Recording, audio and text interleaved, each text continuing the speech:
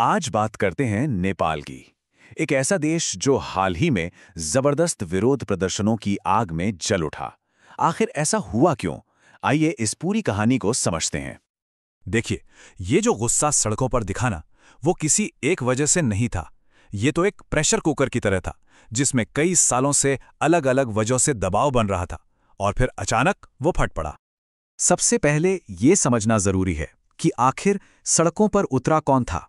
इससे हमें इस असंतोष की गहराई का अंदाजा लगेगा। तो जैसा कि हम देख सकते हैं, ये कोई एक ग्रुप नहीं था जो प्रोटेस्ट कर रहा था। इसमें युवा थे जिन्हें नौकरियां चाहिए थीं, मधेसी समुदाय था जो अपना हक मांग रहा था, साथ ही आदिवासी समूह और महिला अधिकार कार्यकर्ता भी थे। मतलब समाज का लगभग हर तबका किसी न किसी वजह से नाराज था। अब आते हैं उस चिंगारी पर जिसने इस आग को भड़काया, यानी देश की राजनीति। यहां कुछ ऐसा चल रहा था जिसने हालात को और बिगाड़ दिया।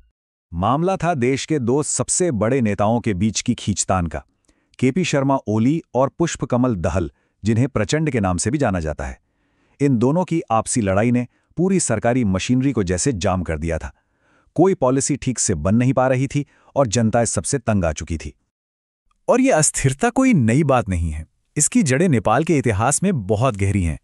देखिए, 2008 में ही तो देश में 240 साल पुरानी राजशाही खत्म हुई थी और एक नया गणराज्य बना था। लेकिन ये बदलाव, ये सफर बहुत ही उथल-पुथल भरा रहा है। जब राजनीति में इतनी उथल-पुथल हो तो इसका सीधा असर देश की अर्थव्यवस्था पर पड़ना तो लाजमी है, और हुआ भी वही। देश की जो जीडीपी ग्रोथ थी वो महज 4 से 5% पर आकर अटक गई थी। ये आंकड़ा अपने आप में आर्थिक दबाव की पूरी कहानी कहता है। अब 4-5% ग्रोथ सुनने में शायद उतनी खराब ना लगे, लेकिन असल बात यह थी कि इसका फायदा आम लोगों तक, खासकर पढ़े लिखे नौजवानों तक बिल्कुल नहीं पहुंच रहा था। नौकरियां थी नहीं, आमदनी में भारी असमानता थी। कुल मिलाकर भविष्य अंधकार में दिख रहा था। तो एक तरफ थी राजनीतिक लड़ाई, दूसरी तरफ आर्थिक तंगी। लेकिन एक और बहुत बड़ा मुद्दा था जो लोगों के दिलों से जुड़ा था, और वो था पहचान का मुद्दा। इन विरोध प्रदर्शनों में एक बहुत बड़ी और अहम आवाज थी मधेसी समुदाय की। ये भारतीय मूल के लोग हैं जो नेपाल के दक्षिणी इलाकों में रहते हैं। इन्हें लग रहा था कि सरकार और नया संविधान उनकी भाषा, उनकी संस्कृति, उनकी पहचान को धीरे धीरे खत्म करने की कोशिश कर रहा है।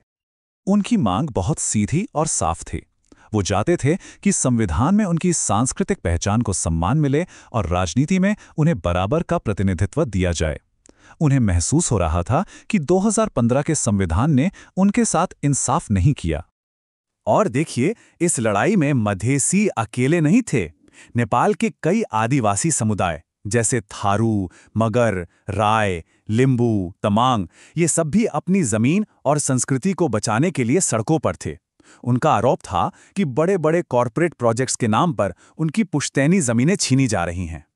तो ये सारा दबाव, राजनीतिक, आर्थिक, सामाजिक, ये सब उस प्रेशर कुकर के अंदर बन रहा था जिसकी हम बात कर रहे थे। और इस कुकर यानी देश की राजनीतिक व्यवस्था में पहले से ही कुछ बहुत गहरी दरारें थीं।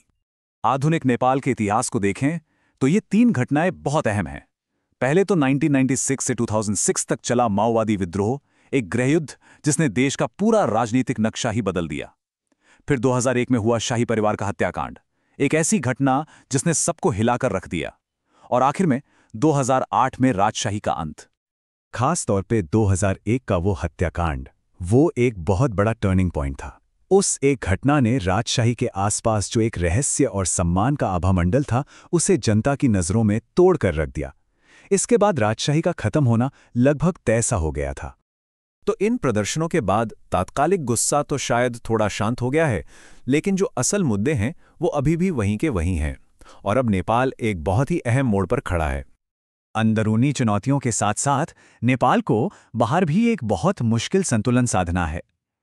एक तरफ है भारत, जिसके साथ उसके सदियों पुराने सांस्कृतिक और व्यापारिक रिश्ते हैं, तो दूसरी तरफ है चीन, जो बेल्ट एंड रोड इनिशिएटिव के जरिए नेपाल में अपना प्रभाव तेजी से बढ़ा रहा है।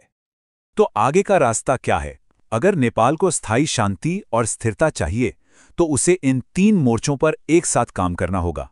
सबसे पहले एक स्थिर और समावेशी सरकार बनानी होगी। दूसरा, आर्थिक सुधारों पर जोर देना होगा ताकि नौकरियां पैदा हों, और तीसरा, समाज में बराबरी और सद्भाव लाना होगा।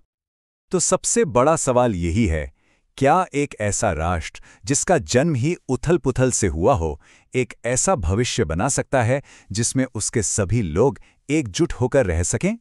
ये वो सवाल है जिसका जवाब नेपाल को आने वाले वक्त में ढूंढना होगा।